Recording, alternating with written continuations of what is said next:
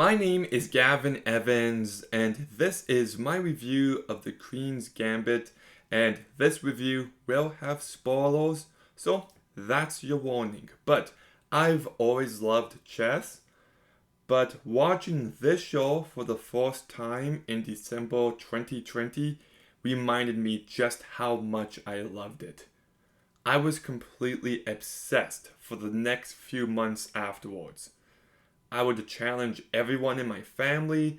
I played it at Christmas events, family events. I played it at work. I had 15 games going on at the same time online. I was just in a total Queen's Gambit mood for a while. It's because this show is so damn good. It's my favorite limited series I've seen. Now, I should say I haven't seen Band of Brothers, I haven't seen The Pacific, I haven't seen Chernobyl, but out of the ones I have seen, this one, it's just one of the best seasons of television ever. It's just this great story of this little girl who tragically had very little in her life, discovering a passion and a talent for chess, and it's just amazing to see how far she goes. Like, her character journey is just top-notch writing, and because everybody is... she's the underdog. Because nobody thinks she could win, you can't help but root for her even more. And you just get that feeling time and time again. And like in just the first episode, she goes from being taught the game till beating Mr. Shaber no issue. Whenever she stands up and says what moves she's making, it's so satisfying to see. She beats an entire high school team just like that. It's just so well done. And I love how she's not always on the rise. It's got its high points and its low points, and you can legitimately see her struggle. But more importantly, it's a character journey of a person looking for some sense of community, some sense of family, and how she has that by the end. And it's so emotional, if I'm being honest.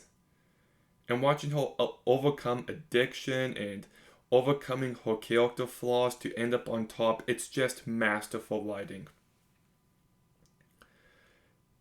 Her entire relationship with Mr. Shaber in just 1 and 20 minutes of another episode is masterful.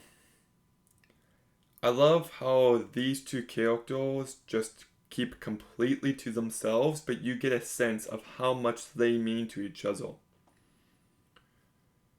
And how he becomes a father-like figure to Beth, and when he says to her, "To tell you the truth of it, child, you're astounding."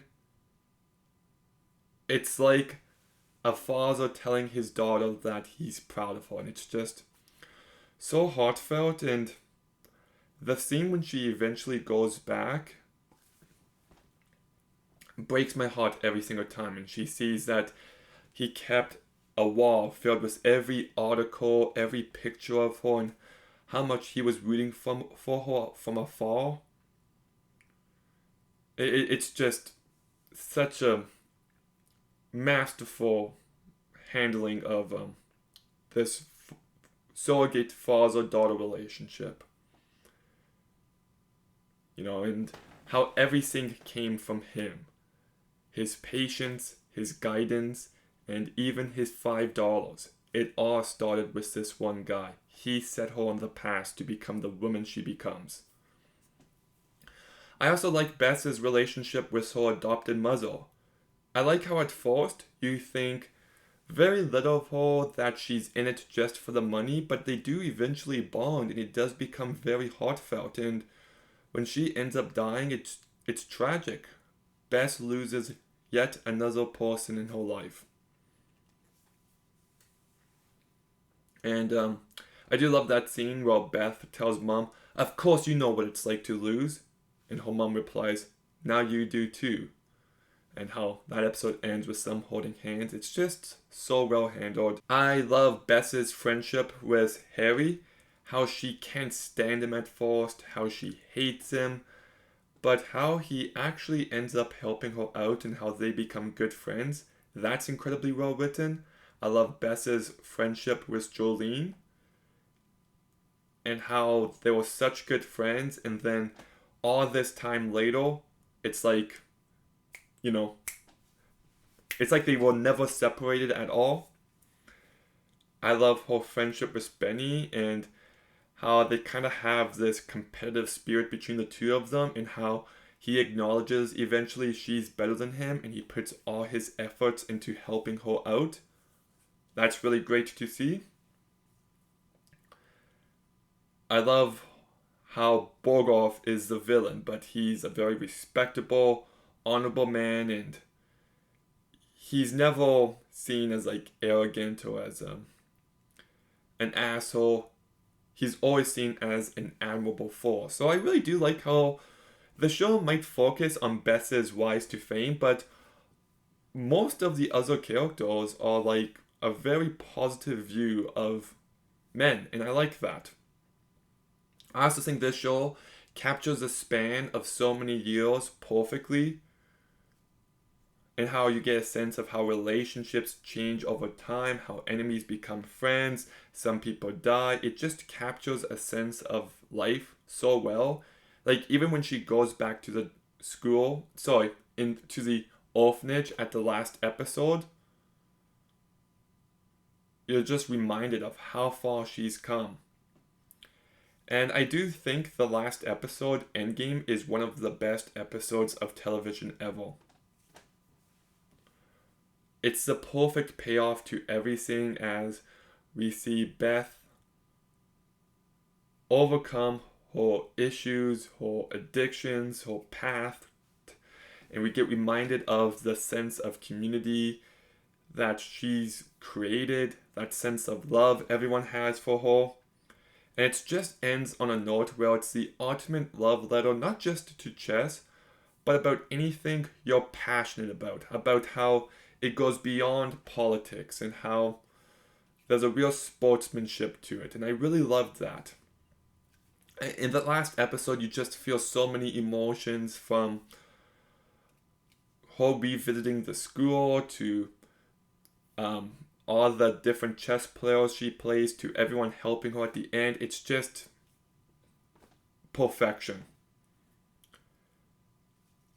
And it does have some great moments of dialogue, this series. I like how she tells the one kid, what will you do if you become world champion at 16?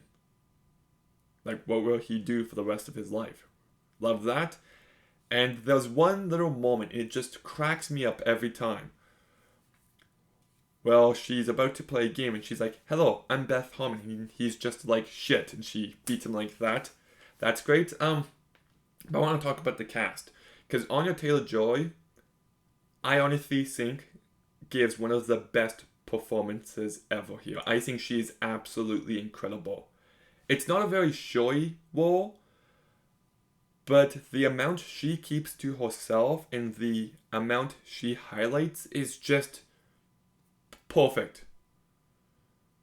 Whenever she doesn't say anything, you always know what she's thinking, and she just becomes this character, and she shows so much range, and it's just a perfect performance. I thought Kate Winslet was good in Mayor of Easttown, but the fact she lost the Emmy to Kate Winslet, I think, is just a joke, to be honest. And yeah, I should say Anya Taylor-Joy is one of my favorite actresses. I think she deserved an Oscar for The Witch and The Northman, but hey, that's just me. Not getting enough credit is Asla Johnson, who plays young Bess Harmon. She's really great as well. She sets the foundation for everything moving forward. And then Bill Camp is amazing in such a short time. I thought Moses Ingram was really great as Jolene. Mirel Hello, I thought was... Is that the director of that Can You Ever Forgive Me in movie? Did I got that right? Did she also direct that Fred Rogers movie? Anyway, her name looks familiar. But anyways, she does a good job here as the adopted mom. Harry Melling, Dudley himself, is really great as Harry.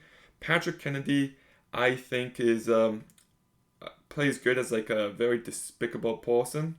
She plays the adopted father. Jacob Fortune-Lloyd, I thought, did a very good job. Thomas Brodie-Sangster, I think, is fantastic as Benny. Lots of personality and so likable. Marcin Dorowinski as Bogov, really great villain.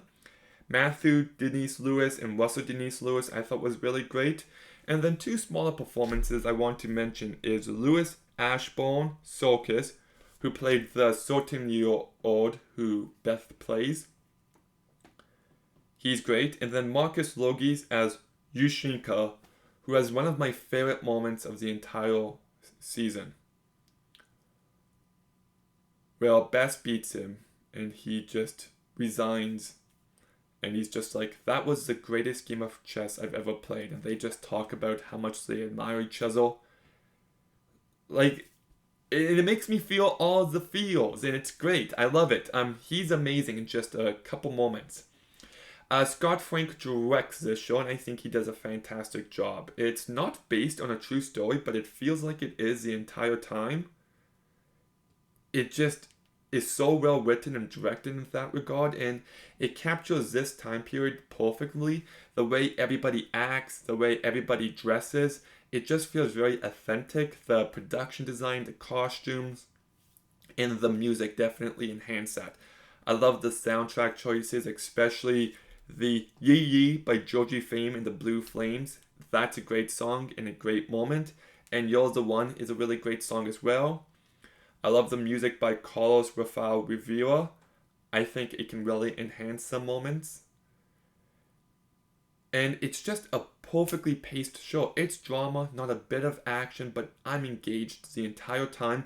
The chess matches are so compelling. As someone who loves the game and understands what's going on lots of the time, not all of the time, I was just fully locked in, head to the screen. Like, I could not look away. And I think it's just a very well edited show. And it's a shame. And maybe by the time this video releases, something gets announced. But I would love it if Netflix released this show on Blu-ray, because it is one I so desperately want to own. I think it is a masterpiece. I really do. I think it manages to be emotional without even trying too hard. I think it is so well written with so many great layered characters.